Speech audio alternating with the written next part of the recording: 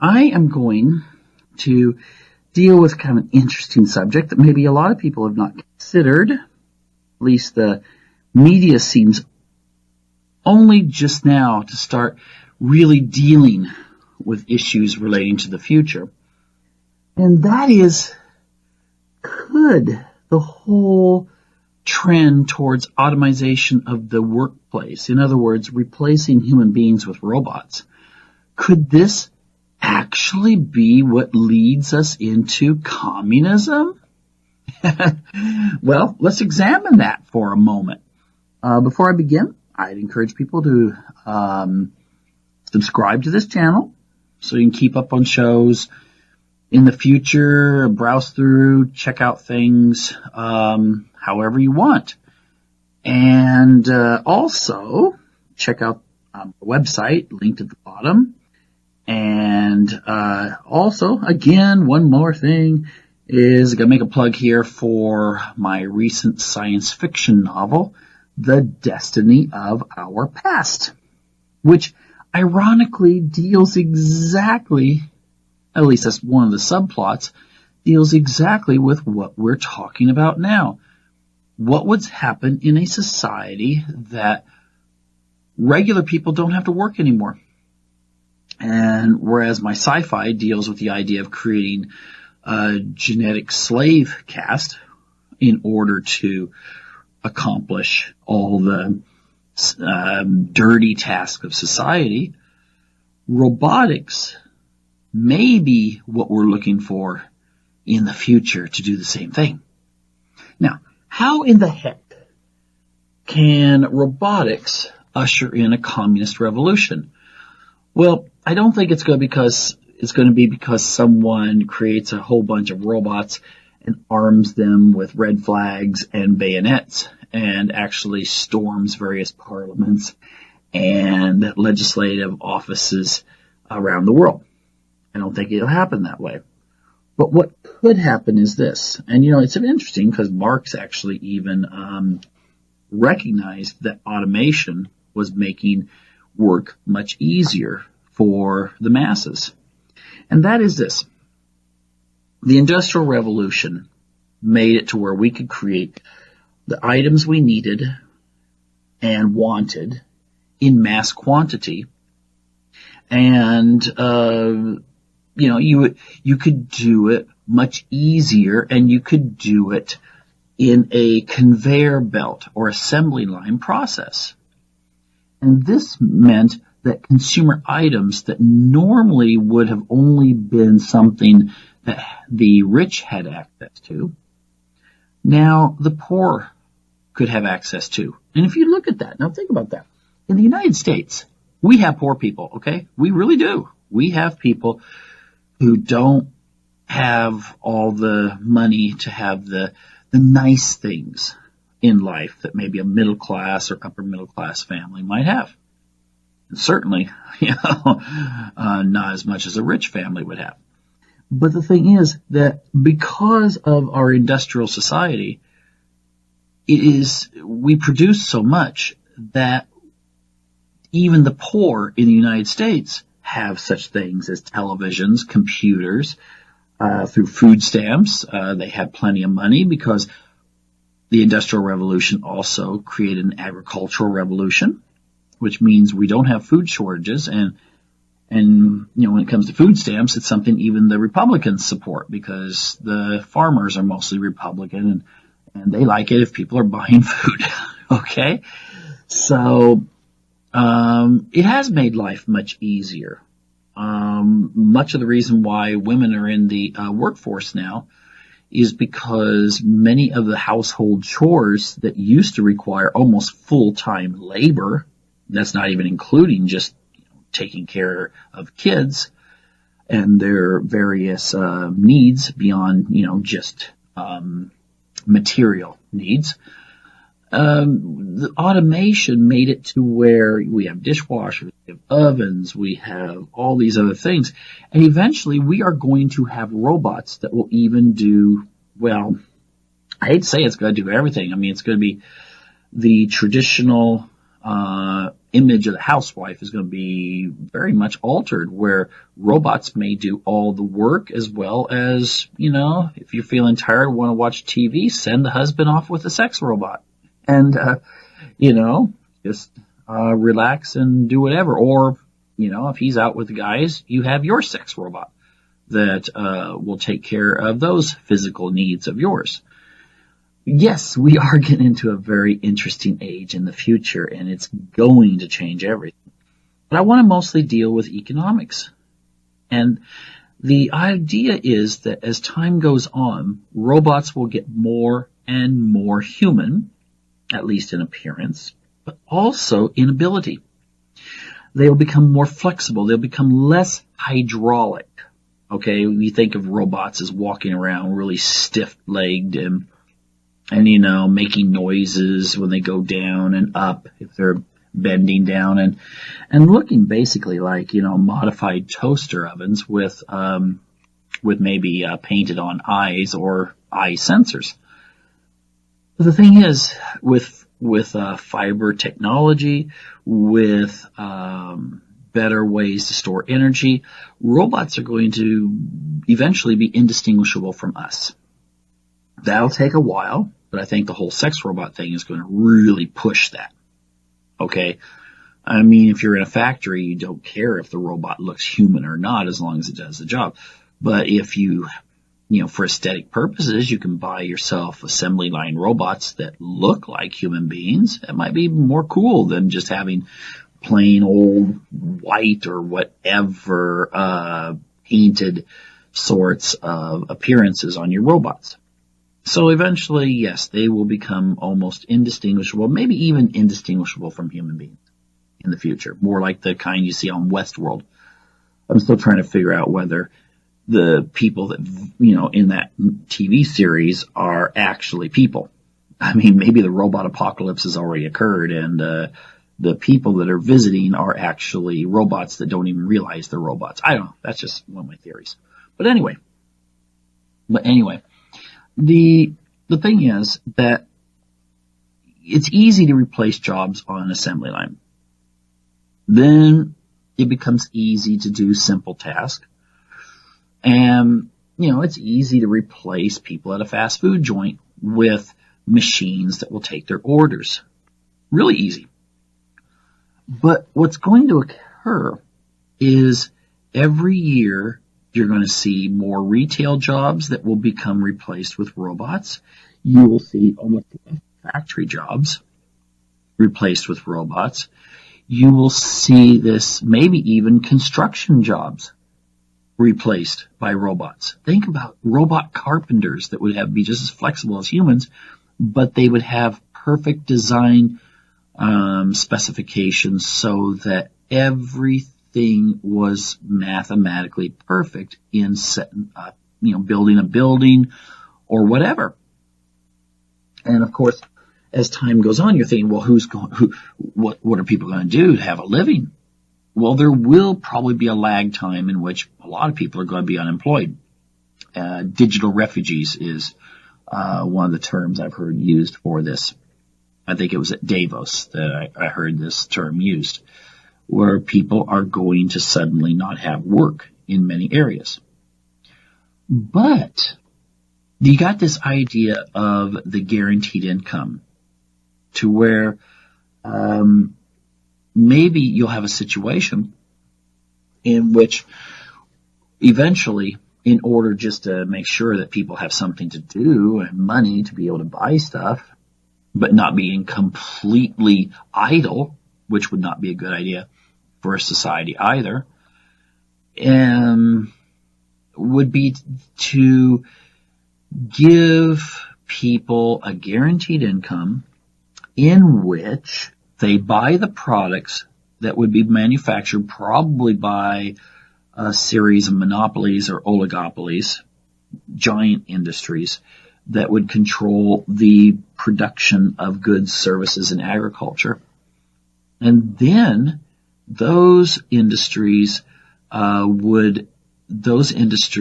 products would have taxes put on them to where when you buy something like a value-added tax, it would go into the government and then be redistributed again. So it would be like taking out all the middlemen. Okay? Taxpayer, tax collector, just everything would go automatically back. And it would be like the water cycle. When water evaporates, it condenses, comes back down as rain. It evaporates, condenses, comes back down as rain. And this would be the same system. And therefore, you might still need a few people within certain professions. And you're thinking, well, what about the people that go repair the robots? Why do you need people to repair robots when you have robots that will repair robots or manufacture robots? Now, the idea that communism actually promotes, most of us think of it in the context of the how it's been practiced. The idea that you have a violent revolution, you have a dictatorship, allegedly in the name of the proletariat, but it never works out that way. Government takes control. You have a certain class of people within government that has everything it wants, and then everyone else, is subjugated to whatever their desires are. But in a utopian way of looking at it, which Marx, of course, didn't know how fast technology was going to advance, but the Marxian ideal is a society that would look like this utopian, think about all those, that image of the Greek gods just kind of sitting around, really having everything given to them and not having to do much else except, of course, looking at their creations and so forth and living their lives through, or the eternal lives through their creations. Now, here's what I think could happen in regards to communism. And that is, you'll have, like I said, you'll have the state that'll be, working with the corporations to create the products by which people will buy, and they won't have to work. They'll be free. And with that free time, they'll be able to look into maybe hobbies they might like to do, or crafts, or there's still, in theory, there'd still be like these little businesses people could set up and make things that are very creative, that maybe, in the same sense that maybe if you go to a hippie festival at Shasta, in California, or the Oregon Country Fair in Veneta, Oregon, you can find stuff that's unique for a craftsperson that works there, and who makes something, and that this is not something that's been mass manufactured, that everyone has. And so this could be the new ideal. And of course, this would be the ideal. I think it would be interesting, because I think it'll go further than this. I think you could get a situation in which all of a sudden humans become so focused inwardly in such a society that, yes, you would have overindulgence. Maybe people would, there could be a lot, maybe most people would prefer to spend their lives in virtual reality, and really not doing things beyond that. So if you think of those scenes in the very dystopian movie Wall-E, it's a cartoon, it's cute, but it is very dystopian. Okay, it is a very dystopian movie. But everyone's on these spaceships, and they're obese, and they just kind of, get, the robots are doing all the work for them. I think a lot of people would just be satisfied with that lifestyle. I think those people that did want to have kids, they would do so, but you'll see a situation in which you'll have genetic engineering so advanced that, along with this perfection of the machine, we'll go for the perfection of the human machine itself. I also think that we'll go into this idea. I was talking to a young woman today, and she was complaining about a bone spur or something she had in her foot. And I made a joke that, well, maybe in the near future you can just cut your feet off and put artificial feet on. And she says, I cannot wait until that day. She she had studied this kind of stuff too. She knows this is what's coming. And I remember seeing a picture when I was looking for something for on cover for a video, and it shows a woman, and she has no. You can tell that on one of her legs, her foot is gone. I mean, but there's a mechanical attachment, so you can't tell whether her leg is mechanical or it's natural. But it has a mechanical attachment, and she's trying on different feet. And you might think, this is ridiculous. Come on, this is come on. But you know what? It will occur. Humans are going to start adapting to the idea of modifying themselves. And if you ask the average person, would you do it? I'm starting to see. I mean, I used to ask this question of young people. Oh, maybe a decade ago, I said, if it would reach a point where maybe, I'm not talking about super elderly, I'm talking about when you're still young, that you could have your brain taken out of your body and put into a synthetic body where you would still feel, touch, you'd have all the sensations. Maybe they'd be magnified, maybe they would be more superior and so forth. Maybe you'd be able to, have all your senses enhanced through mechanics. And I'd say, but I also, you also point out that maybe if, you want to have kids, you could just go ahead and have your, ovaries and testicles, put on ice, so to speak, in fertility labs so that you'd be able to later go in and, have a child manufactured in an artificial womb. And I remember when I asked that question maybe 10 years ago, you'd get maybe one person in a group of 30 who would say, yeah, that could be kind of cool. And usually people would turn around, look at them kind of like, you've got to be joking. You ask the same question now. How many would have their brain taken out, toss the body away? There was it wasn't a very good science fiction movie. I remember watching a science fiction movie where the aliens were like taking the brains out of people to put into like these other, to control their robots or something. And then they would throw the bodies down into this pit. I didn't like the movie very much. It didn't come out any sequels to it, I don't think. But the thing is, how many people would throw their bodies away and get the synthetic one? And now you get a large number who are like, it sounds cool to me. And there's only a few people that say, no, I wouldn't do it. Now some say, well, I'd wait till I was older. Maybe I start hitting, old age, then I would start. But a lot of them are saying, yeah, I would do it for sure. And so we could have this like system where you don't go to work.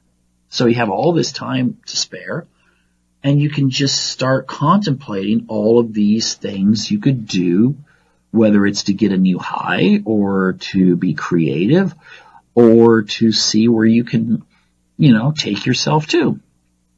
And this would be a communist system. I remember reading an article about welcome to the future. I don't own anything. It was from an economic, it's from one of these economic seminar type organizations that usually only kind of the elite people read. I mean, you can find the stuff on the internet and it's not secret. I mean, a lot of times it sounds crazy when you throw some of this stuff out there, but it's out there on the internet and you don't have to go to, I don't like using the term conspiracy site or anything like that, but you don't have to go there. You can just actually find the stuff. And, you could have a situation where people don't necessarily want to own a car. They could just use it. Like in some communities in Europe, at least they used to. They used to have like bicycles that you could either rent, or I know Amsterdam used to. I don't know if they do now, but Amsterdam used to be able to, they had so many bikes, you could just grab one and ride to a destination, park it, and then go do your thing and, whatever. I mean, it was just these bikes just kind of circulate around the city. And this could be a way that communism would exist then. And maybe you wouldn't even own your own home. You would just be like, for a while I would like to live here. Maybe I can trade. Maybe I want to live in Portland, Oregon for a while. But then I want to trade and maybe live in San Francisco Well, the idea could be that maybe there's someone in San Francisco that would like to trade with you. And again, this robotic culture would probably create a certain level of uniformity. So again, there would be people that would want to live more of the natural way. But maybe the robotics would actually give them the ability to. Maybe they could come up with something creative, they add that to their guaranteed income, and then they could own a regular home instead of living in an apartment in a very well-planned city. And so, yes, I really do believe that communism, in the sense, if you look at it like, from each according to their ability to each according to their need, well, the robot doesn't need that much. It just needs energy. The robot just needs to be created, and then it'll do the work that you program it to do. And so in this new society, it's a communist society, but it's a society in which everything will be, all your jobs will be probably, there'll be a certain type of look you'll have for a police robot. You'll have a certain look for a some sort of waiter or waitress type robot. You'll have different types of looks for this and this and this. So you'll have a certain variety that will be produced. Within the human population, you may have this kind of Atlantean or pre-flood ideal human being because of genetic engineering. But then again, the genetic engineering would be making you to where you could be that you're just growing healthy, and you grow a healthy brain to a certain age, and then you have that brain harvested and put into a machine. And then you're living with the robots, except that your circuitry is organic rather than totally synthetic. Although if you go the step further, the idea would be that your brain could then also be enhanced through implants and insertions that would enable it to work in the same way as the robotic brains do. So in a sense, you as an individual might be more robotic, except that you still could have that feeling like this is me, or having a sense of self. But now here's the danger here, I think. I'm kind of getting this idea of the Hindu highest level of the it's not Valhalla, that's the Viking heaven, but the highest level, when you've gotten through all of your reincarnations and so forth, and it's now I have the words right in front of me, but I wouldn't pronounce it right. And what is it? Nirvana? Is that what it is? Nirvana? So the thing that could be is you as the individual, because usually the individual and communism are two separate things. The individual asserts itself against collectivization, against communism. Well, if you've got all these implants that connect you to artificial intelligence and a brain network, you might eventually, maybe the first year that you're connected to your synthetic body, you're just like, yeah, this is me, this is kind of neat and everything. But then you start putting the implants in, and at some point you could make the decision just to kind of go online and just kind of merge with everyone else. And therefore, your individuality wouldn't mean that much to you. You'd still maybe feel a little bit of your personal consciousness, but then as time would go on, you would give up a little bit of this until finally, this sounds very scary, and it kind of points to my newest book, although I haven't gotten it out there yet, is that at some point you just kind of don't care, and you just kind of eventually just fade into the giant cosmos of this new system. So you as John or Pedro or Maria or Nancy or whatever, you cease to really exist. In a sense, you don't die in the traditional way. You just cease to be an individual, and eventually you're just kind of, it's hard to describe. You just cease to be who you are. So yeah, in a sense, you're dead. But in another sense, you're still kind of there. You may be perceiving something, but you may perceive your reality through someone else's eyes at the same time you're also perceiving it through someone else's and someone else's. And where does the individuality exist at that point? Again, I don't think this is going to be for everyone. I think that there will always be people who will just kind of decide, I want to be just regular old human being. All right? And that's fine. And there will be others, they'll be human, but they may take implants or do various forms of modifications. And then there will be those that'll go fully towards the, hey, robots, you can't beat them, join them. And they'll become either, cybernetic, or in a sense, they will be completely roboticized and just merge into some sort of giant intelligence. The thing is that this could also, this giant intelligence could eventually even take on the concept, and I know people are talking about this out there right now, is that it could take on more of a god-like sort of appearance or importance in people's lives. Maybe your final stage towards reaching your godhood would be akin to a technological nirvana, in which you finally just kind of like, yes, I want to cease to exist as an individual. I want to be part of this kind of merged collective entity. And, this could really, really be a society that we've never seen before.